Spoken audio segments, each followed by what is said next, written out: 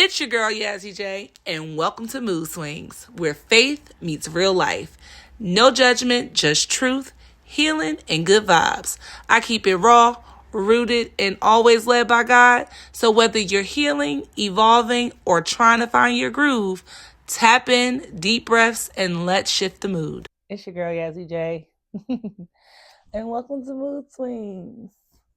I'm so delighted to be here with you guys and for you guys to experience me personally in a space that I'm very comfortable in, and that's talking to the people. Um, I decided to do this podcast because a lot of friends and family have been asking me, like, when are you going to start your own podcast? Like, when are you going to actually sit down and talk with the people? Because you're very likable. And it took me a little while. I mean, I did my own little podcast for a little while with a few of my friends, but some things just don't pan out or, follow through all the way. And nothing against my peoples. Like, life happens. So we decided to kind of just let that go. But I'm finding my own voice. And I think it's just time for me to really start sharing that with the people. So, yes, welcome my baby Mood Swings. The name originates from my last name, which is Moody. And no, I'm not moody, although I can be once a month, like all other females. But no, seriously. Yeah, the mood, like, I'm the mood. I'm big mood. Like, I'm a vibe.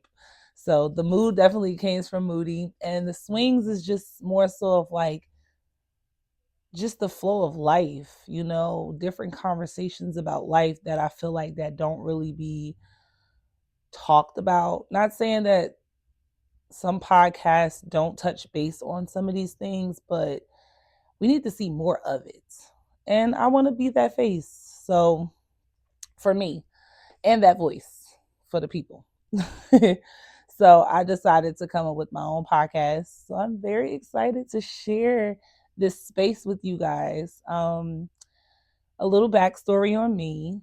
I'm a mom of 3 kids, and that has been exciting. My oldest will be turning 18 tomorrow, January 25th. I had my first child, Linnea. She's a joy. I'm so proud of her. She's about to graduate high school. She's about to go to college. So clock that T, mom. And then I have my middle child, Xavier. He's about to be 16 in March. Very creative, very social, just like his mother. And then I have my little son, Kason. He runs my house, literally. And please don't ask how old he is. I'm going to tell you how old he is. He is 3. I know. Why did I start over? I mean, I always wanted to have 4 children, but Kason takes the cake. I don't think I'm gonna have any more after him. He takes the cake for me. I'm good. I am good. But a little bit more about me, other than me being a mom, because there's more to me than just being a mom, even though I'm an amazing mom. I do photography on the side here and there. I would say that now is kind of like a hobby. Or when I feel like getting creative, I will. I do poetry. That's something that I was introduced to, was that late 2024 when I started getting into writing. And I surprised myself, actually. I love to paint. I love to draw in my free time, not something that I do as far as like selling any art or anything like that. But I definitely would say I'm a creative. I'm very social, very laid back, very transparent, and you will see that in this season of my podcast of Mood Swings. You will just see more of me. I'm very raw, very authentic, nothing to fabricate or to pretend to be, because I'm just not that. Trust me. I'm like your couch bestie, for real. Ask any of my people that really love me and that really care about me and that know me. I'm the girl to talk to. But my podcast is definitely going to be faith based, faith led. It's not going to be necessarily religious, but I will be showcasing and talking about my Lord and Savior because He is the center of my life. He is part of the reason why I am here physically, literally, and why I'm doing this podcast. So it's a part of my purpose. I feel like God definitely wants me to speak to people on a lot of things that I feel like we as people don't speak about. And I'm here. I'm here to do it. So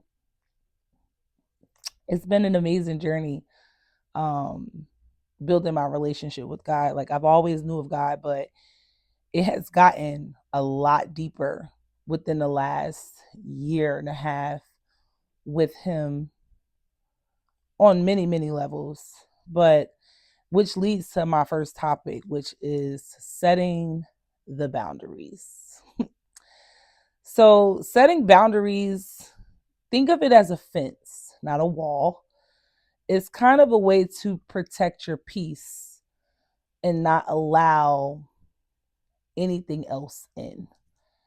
And what I mean by that is more so of just kind of standing your ground and showing people how you want to be treated, showing people what you stand for and what you don't, you know, showing people what you believe in and what you don't. Setting boundaries is like very important. It kind of, well, not really kind of, but it does. It shows your morality and your values, your principles, you know. It gives people a reason to actually respect you. And if you don't have boundaries, you really don't have nothing, honestly.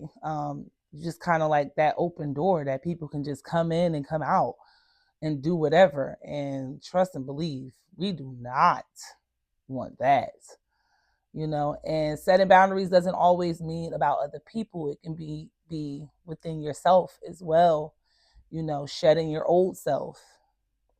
um I will be definitely using a lot of points from the Bible because I did a deep dive of a hiatus back in 2024 of October, where I just kind of like set a boundary for myself. I cut out social media, I cut it out dating, I cut out sex, I cut out drinking, I cut out smoking, I cut out spending unnecessary money. I cut out hanging around certain people, certain vibes that I just wasn't feeling anymore. Um, did I dibble? Did I slide back or slip up? Of course. I mean, I'm not perfect, but when I had those moments of slipping up, it was a reality check for me. And it was just kind of like, this not you. This not what you want for yourself. So why are you doing it? It was kind of like oh shit, how am I setting the boundary for myself, but I'm also playing myself? Like, you can't do that.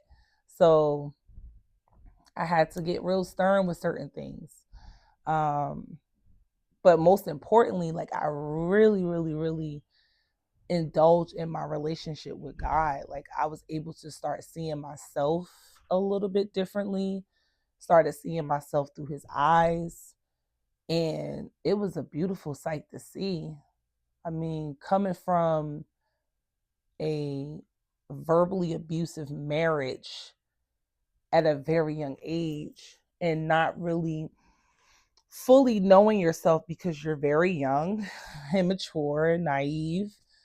You know, I was 19 when I got married. So, you know, the woman at 35 versus the woman at 19 having two children and a husband, it's a completely different woman. But when I look back on her, I can understand why my relationship with God was so tampered, you know, because I didn't really think much of myself because of the verbal abuse that I experienced. But wow, like I never knew how much of an impact that I had on people, but I see it now. And I see it because God has shown it to me because I took time to spend with him. I set a boundary for myself and removed myself from certain things that was a hindrance or a distraction for me. But I will be quoting something from the Bible that I wrote. So you will see me bring my little book up and out every once in a while because I like to revert back to my notes. Sometimes when I'm trying to think off my head, it can go left. Your girl is an overthinker. Okay. So I am not trying to be going off a whim because next thing you know, I'll be talking about something completely different. And she's like, wait, what was she just talking about? I thought we was talking about this. But yeah, it can go left real quick. But I'll have those moments within my podcast where we'll be able to have some Q&As and, being able to bug out. Trust me, this podcast is definitely a transparent, safe space. So we can talk about any and everything, but on a more classy and respectful level. Because things can go left and then they can go deep and go in the gutter. Lord knows they can. But we're not trying to do all of that. Not this go round. But I wanted to reflect on a story in the Bible, which was Job chapter 2, verse 7 through 10. And this is where Job is going through all the things that God has taken away from him, giving him, sickness and, taking his crops and taking everything that he owns and even taking his children. And his wife was just like, why are you trusting him? Like, why have you not forsaken him yet? And Job basically let his wife know, like, how can I forsake him when this is the person who has blessed me? He set a boundary for himself and showed his wife that his principles, his faithfulness, and his morals were more important than what he was dealing with. He still honored God and he did not forsake him. And I feel like trusting God is a major key in life, especially when you're setting the standard for yourself. As I've explained, I did take that little hiatus or whatever, and I was able to see myself in a different light. I was able to respect myself a lot more than what I was doing. Not saying I didn't before, but I would say that I was a little bit too free spirited at some point in my life, but now I'm a little bit more reserved. I want to attract different. So I have to do different. And I've always believed in order for you to see different or experience different, you have to do something different. And taking that hiatus was something different for me. And Lord, I loved it. The bubble, the no social media, the chaos of the world was no longer a part of my life. Like I literally was able to be in a bubble, which is me, my kids, and God, and working on whatever personal things that I had to work on for myself, whether that's credit or being focused and whatever that you're doing.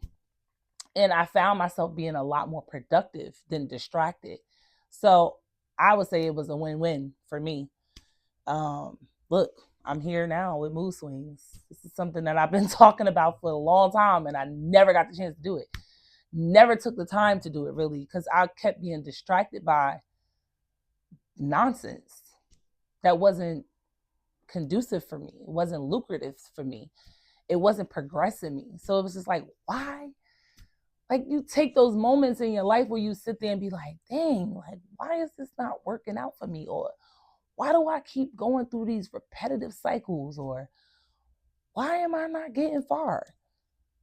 Because you're not setting a boundary. Like you have to be disciplined in certain things in life in order to see progress. And if you're not disciplined, then you'll just constantly be stagnant. And that's just not no way to live. Not no way to live for me. And I hope that's not enough way for you guys to live either. I also got a few more notes too about when you don't set a boundary in anything in your life, be prepared to accept any and everything or exposed to many things that are not always good for you. And when you're setting those boundaries, watch the people that are around you, your circle. See if they're supporting you. See if they're doubting you. See if they're, discouraging you. That will really shine a light on the people that you have in your life. So definitely pay attention to those things when you start setting those boundaries for yourself, whether it's your parents, your kids, your significant other, your job, whomever, whatever boundary that you're trying to set with your life. Watch your circle. Are they supportive? Are they uplifting you, or are they shaming you, like, for whatever it is that they do? And then you'll start realizing who is really for you and who God really wants in your life. um what was I going to say? There are some key factors of boundaries that I wanted to touch base on. And one is, before I say what this is, I like to call this the beautiful no. And the reason why I say the beautiful no is because when do we as people, right? I mean, you may have some people out there that are just like straight out mean, don't care, and just be like cold hearted, like, no, I'm not doing it. No, I'm good. Those people, I'm going to just say a prayer for them. You feel me? I ain't got nothing negative to say. I'm just going to say a prayer for them. But I'm very warm and kind, and I love to do for others. I'm a big advocate of being there for others. I know I have a busy life, but I still find ways to show up for people. I don't feel like I've ever really had that in return. Not saying everybody that's been in my life, but the majority of the people that I show up for, I feel like I haven't really gotten that back. And that's okay. You live and you learn and you remove and you shed. Like, that's just that happens. But the beautiful no, that's what I'm getting back to. The beautiful no is very important because you have to learn how to set that boundary of not always being available for people, whether you're available financially, mentally, emotionally, spiritually, because all of those areas that I just touched, even physically, okay, it's draining. It is draining. There's no fuel in that. It is completely a depletion of your energy and your will. And it's kind of like, when do you say no? When do you put your foot down and say no? For those type of people who are like me, when do you say no? I had a friend of mine's having a conversation with them the other day, and they was just venting to me, and I could tell that they were very frustrated. But they're the type of person who, especially when it comes to their family members, their tight circle, where it's like, oh, I got you, or I got you, and I got you. And I'm like, okay, when is there going to be a time when you say no? It's okay to say no. You don't have to do everything, because at some point you have to look and say, hey, I'm an adult. I take care of my own stuff. Why every time I turn around, you the same adult that's asking me to help take care of you or help me to help you do something? Like, when do you take accountability for yourself? When do you set the boundary for yourself to say, you know what, I'm gonna do this on my own? You know what, I ain't even gonna ask this person. Yeah, say no. It's okay. It's not gonna hurt them. Because guess what? You gain power back that way. You gain energy back that way, because when you're not taking the time out for somebody else, you're actually putting that time into yourself. Whether it's you working out, whether it's you getting a project done for work, whether it's some side hustle or business, or if you're lacking in time with spending with your kids or your significant other, wherever in your life where you feel like you need to pour back into for yourself, do it and take it away from other people who are pulling away from you. Beautiful no. Pencil that in somewhere. Beautiful no. But yeah, so the three main boundaries that I wanted to talk about is, one, internal boundary. And that has to do with the mind. And I say the internal boundary because with the mind, anybody in here overthinker? I am. Overthinking is like my worst enemy. I'm very analytical. I'm a Virgo. Like I'm analytical as heck. I'm always trying to analyze everything. I'm always trying to make things make things perfect. Although things are not perfect, but when it comes to scheduling and planning out my life, I like things to go in a certain way. We'll get to that. But yeah. So I can overthink a lot. And I feel like sometimes in our minds, we become like our biggest bullies, or we allow the thoughts in our minds to overpower what we have going on in the present, especially if them thoughts are negative, or when you're just self-doubting or not really believing in yourself, or overthinking things too much to the point where you become overwhelmed and you're stressed. Set that boundary. Like, no, you know what? I'm not doing this. Do some breathing work. Go exercise. Go do yoga. It has helped me. I've clinged to my Bible and my prayer book when I'm having a moment of overthinking. That's just a positive side of an internal boundary that I have set for myself. Setting a boundary with like your old self, things that you used to do, things that you used to be involved in or engaged in, or people that you were engaged in that ain't really beneficial to you. It's a part of your old self. Shed it off. Shed that old self off. It's okay. It's okay to outgrow yourself. Sometimes a lot of people cling on to their younger selves thinking that they're going to be missing something. No. The point of getting older is to grow, not just physically, not just in age, but mentally too, you know, mentally, emotionally, spiritually. Like sometimes that old self ain't really there. That old self be stuck in another place. So a lot of people still be battling with their old selves, or they feel like they still have to be them old selves in order for them to show up for other people. Like, no, it's okay to be uncomfortable and learn something new and see something new within yourself. And also that we don't have to believe every thought our trauma tells us. Like, no. Mm-mm. The minute you start feeling trauma or thinking trauma, you're like, yeah, no, that's not me. That's not today. That was Yasmin from 2016, or that was Shaniqua from 2020. It's 2026. We a different person. We should be a different person. We should have a different mindset. We should be being better. We should be elevating. And don't get me wrong, I'm not trying to sit here and say that everybody has that willpower, because stress and depression is a real thing. It's not something that is easy to get over. It's not something that that you can just flick a switch or take a few moments and be like, okay, I'm not depressed no more. That shit is real. Trust me, I know, because I've been there, and it takes a lot of work to get out of that. You just have to put in the work.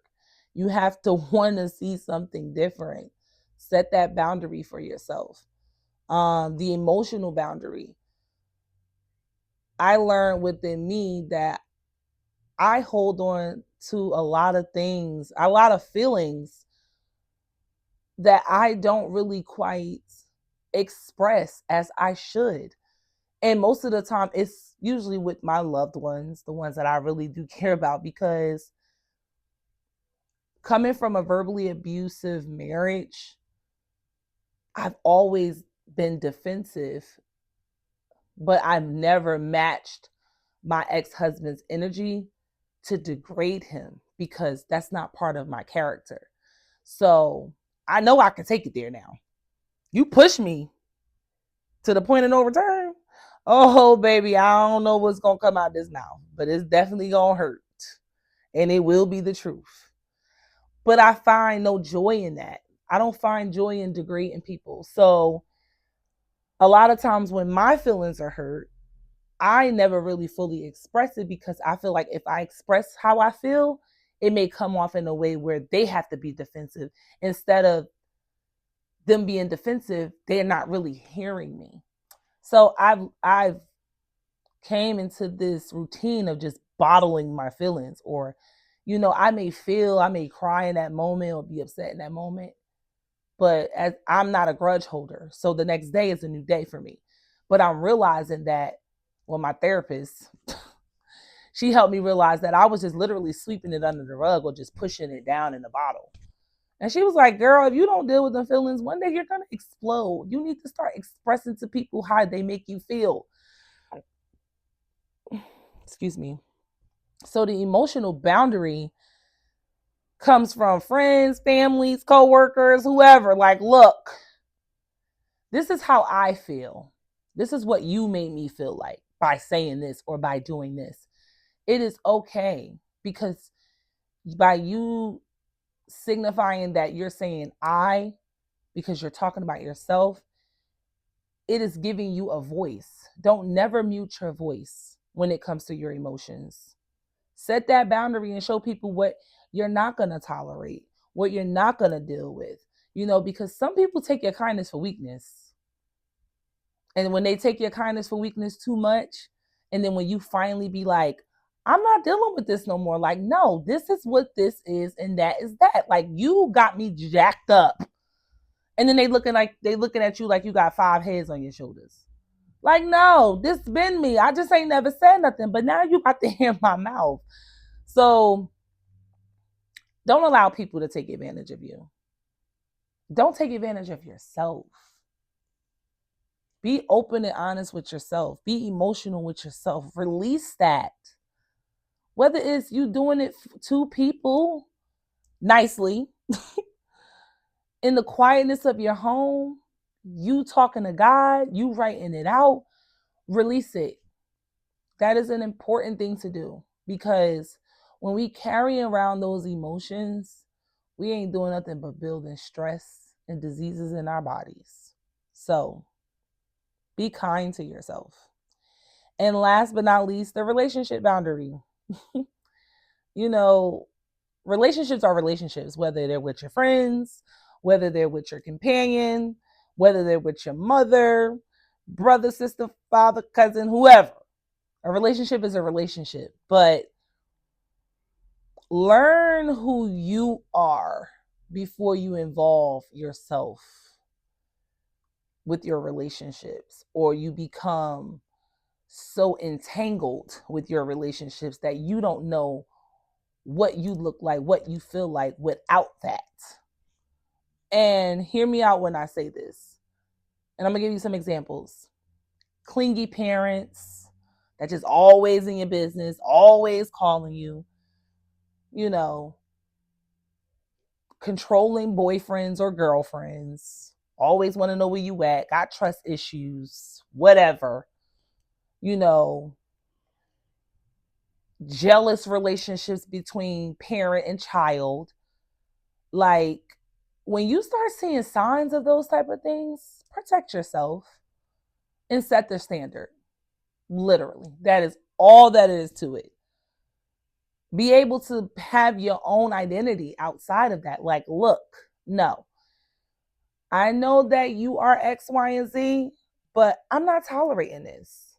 Like, for me, I respect my elders. I was growing up in a time where I couldn't talk back to my elders. And my grandmother, my dad, and my mother, they did not play that at all. So even now at 35, I don't disrespect anyone who's older than me. But at the same time, if you disrespect me, I'm going to straight up tell you, like, listen, I understand that you are older than me, but I'm an adult. If I'm not disrespecting you, don't disrespect me. And I don't care who you are. I will tell you just like that. That is a relationship boundary. Not necessarily just a companion, it's just a relationship boundary. I got teenagers, straight up, love my kids to death. But I tell them straight up, like, look, I know I'm young, I know I'm cool, I know I'm laid back, but one thing you ain't gonna do is about to treat me like I'm one of your friends. That's a relationship boundary. Those are just examples. So I hope those 3 examples that I use will help in some way, or someone who may be dealing with this type of thing right now in their life as far as setting boundaries. But I just wanted to shed light on something that I've been growing through, not going through, but growing through. And I feel like we just need people like this. Like, we need someone that we can feel like we can just be like, damn, like, I'm not the only one going through that. No, you're not. And you're human. And you're not perfect. Like, we all go through things. It just looks different. It may feel the same, but it looks different. Or it may be the same and it look different. But I just wanted to talk on boundaries because I feel like that's something that we all struggle with, especially when it comes to growth and change and relationships. So I hope that definitely helps someone. And I know it definitely helped me. I was able to actually dissect my life a little bit. It was like, oh, wait, hold on. This is a good topic now. We have to talk about this. So this is the first season of Mood Swings. I'm doing 8 episodes a season. I already have my first season up and ready to go. So you will be seeing more of me. And I'm glad that I was able to share this first episode with you guys. I look forward to sharing more. So thanks for tuning in to Mood Swings. Peace out.